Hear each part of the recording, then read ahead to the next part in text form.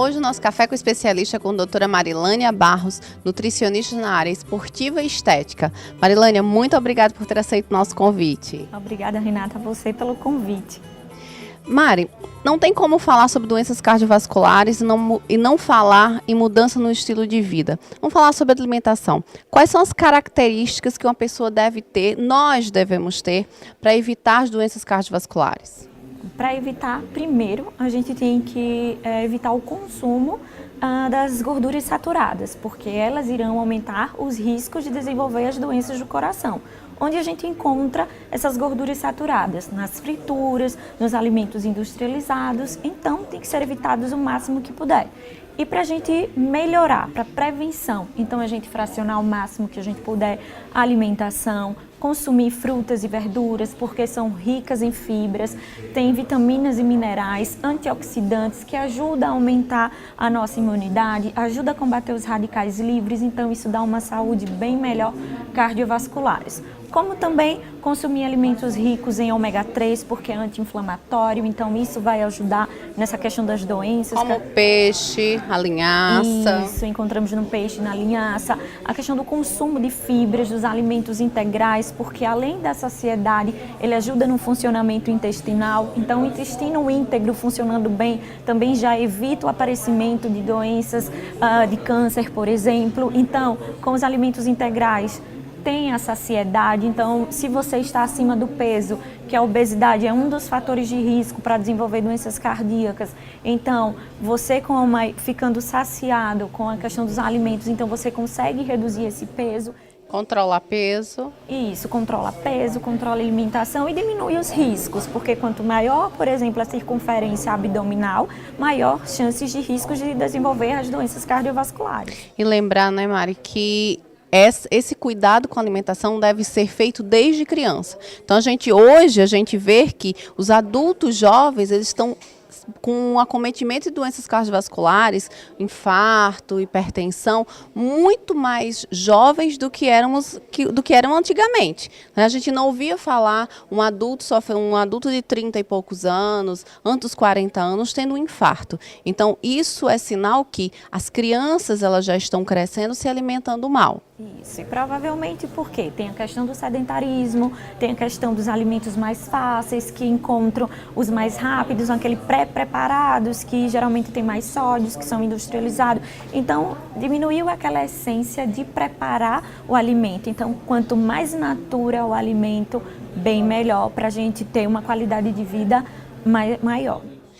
Se a gente pensar que a gente está na época das grandes porções, então a gente vai num fast food comprar um sanduíche, então tem sempre aquela promoção, compra o sanduíche, leva o refrigerante, o brinquedo para atrair a criança e ainda um pacotão de batata frita, né? Então há poucos dias eu fui comprar um sorvete para os meus filhos, eu pedi um sorvete pequeno para os dois. E aí o atendente olhou para mim e disse assim, mas se a senhora der mais R$1, a senhora pega a porção maior. Então, para a gente é atrativo por R$1, só a gente ter uma porção muito maior. Então, assim, eu disse, não, eu quero a menor porção. Então, são cuidados que a gente tem que ter, não só com um adulto, mas sempre com as crianças, isso, né? Não pensar só no lucro financeiro, que seria aí mais vantajoso, mas o lucro em relação da questão da alimentação. Da saúde. Consumindo maior, vai ter mais açúcar, vai ter mais sódio, mais gordura hidrogenada. Então, vamos pensar que o menos é mais, não é isso? E às vezes é um sorvete que tem a quantidade de gordura que você deveria estar comendo o dia todo. E apenas um lanche, não é? Com relação ao vinho. Olha, o vinho, ele auxilia nessa questão, devido a ele conter os polifenóis, ele auxilia nessa questão do controle das doenças cardiovasculares. Porém, é controverso isso devido à quantidade do álcool. Então, se você já tem o hábito de consumir o vinho, então uma taça de vinho por dia seria o suficiente. Mas se você não ingere vinho, bebidas alcoólicas, então opte por outros alimentos, como por exemplo o suco de uva integral, sem açúcar, tá certo? Mas não precisa se tornar etilista ou ingerir a garrafa inteira de vinho, porque isso não vai trazer benefício, e sim prejuízo, porque o álcool, ele ajuda a piorar a questão das doenças cardiovasculares.